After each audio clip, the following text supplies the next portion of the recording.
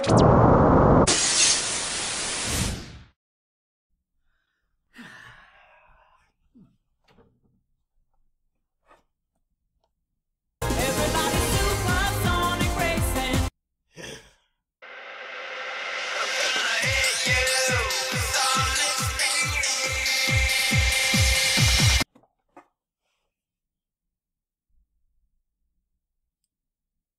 been 12 years, what's the worst that can happen?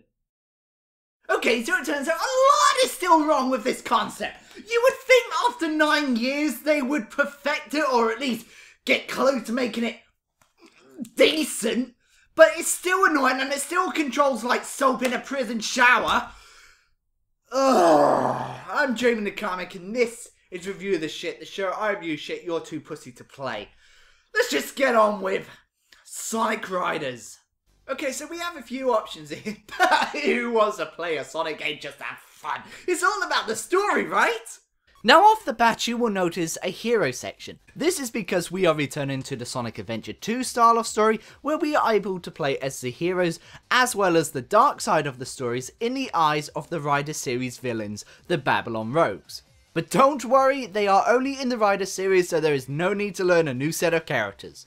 But in order to play as the other team, we need to complete the hero story first. The story is so terrible and so predictable, I can sum it up in one breath. The Babylon Rogues have stolen a Chaos Emerald and Sonic goes after them using an Extreme Gear hoverboard-like device that one of the Babylon Rogues fell off of. Even though he can run faster, but I digress, it turns out Dr. Eggman is holding an Extreme Gear racing tournament that contestants can only enter if they submit one Chaos Emerald. Eggman tricks the Babylon Rogues into entering by saying he wants to help them find their ancestors' treasures, but needs the power of the Chaos Emeralds to ride the Babylon Garden, a floating fortress. Sonic and team enter the tournament to stop Eggman and take the Chaos Emeralds. Okay, maybe two. Sonic falls at last moment as a result of a bomb planted on his gear and loses a race, and Jet wins the tournament and a Chaos Emerald. But predictably, Eggman takes off to the gardens using the keys the Rogues have held onto to take the treasure for himself. The Rogues and our heroes team up to stop Eggman, then go after the treasure, which involves hitting a genie and his lamp to take down and claim the treasure, which turns out just to be a magic carpet that uses the same technology as the futuristic gear. Our heroes and the Rogues go their separate ways until they meet up in the sequels! Okay. Number one. Why does Sonic need to be on extreme gear? I mean, he can run faster and with better accuracy. In fact, there's even an option with special running shoes in normal mode. Number two, this is Eggman, the guy who's been trying to kill Sonic for many years now. So why would Sonic just now go by his rules? Amy? Don't tell me you've signed up too! Number three, Angry Joe. You complain that there are games that only last 4 hours. This game, only 2! Only 2! Number 4. Got that right and it's terrible. Okay, let's move on to the controls. Oh my god! Turn around! Where are you going? Oh come on, I even turned early to make that! Could be better. Sorry there, it wasn't my fault. Now these controls aren't the worst I've ever felt in a Sonic game. Trust me, there's a lot worse.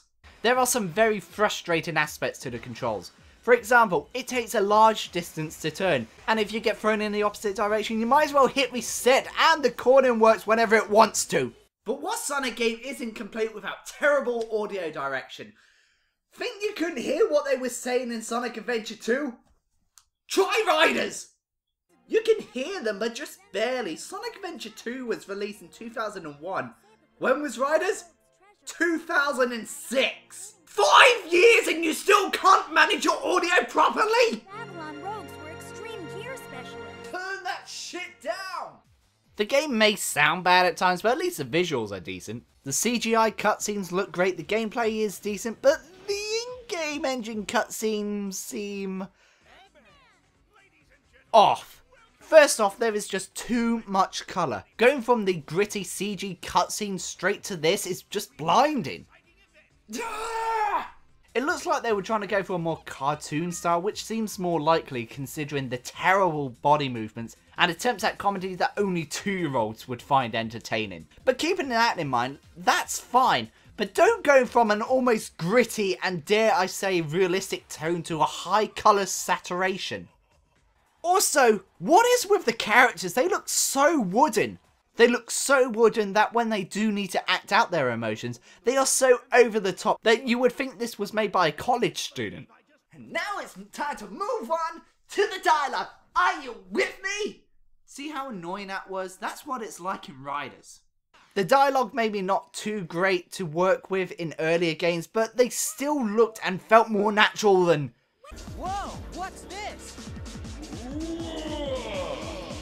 this. But moving on to the dialogue. Oh boy, where do I start? The Sonic fanbase are not the most forgiving of all fanbases. They will freak out over the smallest detail. Insert eye colour joke here. But I'm a huge Sonic fan myself, and I still like to remain optimistic regarding changes to the character or who provides the voice. We all know Jason Griffith from Sonic 06 is considered the worst voice actor for Sonic, and this is his second attempt to star as the Blue Hedgehog, the first being Shadow the Hedgehog. So making comments would be too easy and predictable, so I'm just going to focus on the delivery. There are just so many gaps. Control surface flow is balanced by the inverse kinetics of the... Stop! I mentioned earlier about the bad audio levels, but another trend in the 1999 to 2006 era Sonic games were the terrible dialogue mixing. If it wasn't cutting off mid-sentence, it was waiting too long for the response. It's like a school play. The acting may be terrible at times, but no one will notice if you miss or overshot to cue. What the game does right is the level design. It never feels like a character class is better, it always feels fair and balanced. Every class has a shortcut in each track and it never feels like one is quicker than the other. The game also makes you think you can't just go in a straight line, you need to do tricks and land them, grind, hit objects and fly. And if you don't, your gear runs out of energy and you will find yourself running to a charging station or to the next trick. Another way to charge is the scripted rail moments where you have to rotate the analog stick in a clockwise motion to recharge.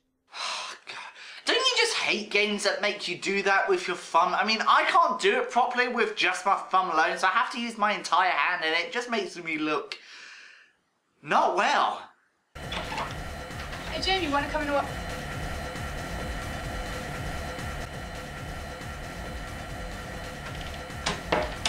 Also, remember Omochao from Sonic Adventure 2? Remember how annoying he was? Well, try the announcer here! He doesn't shut up! Storm is off to a horrible start. Sonic is lost his balance and also his feet makes a nice landing. Shut up! Shut the fuck! Shut up! Will you shut up! Shut up! Shut up! Shut up! So painful. But surely there's more features in this game, right? Ah, you bet!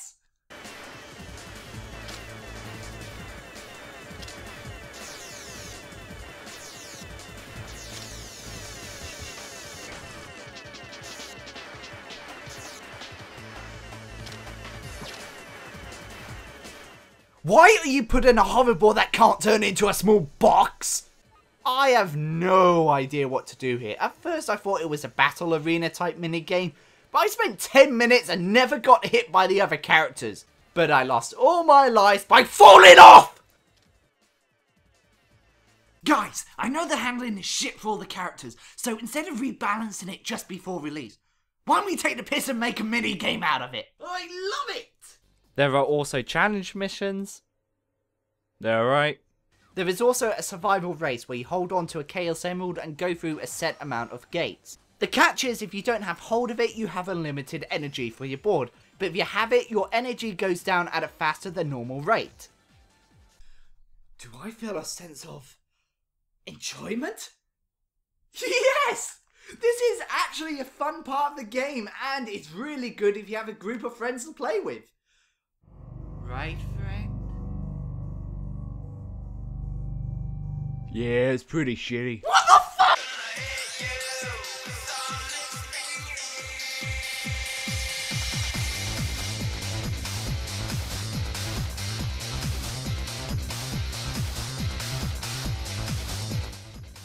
Boobies.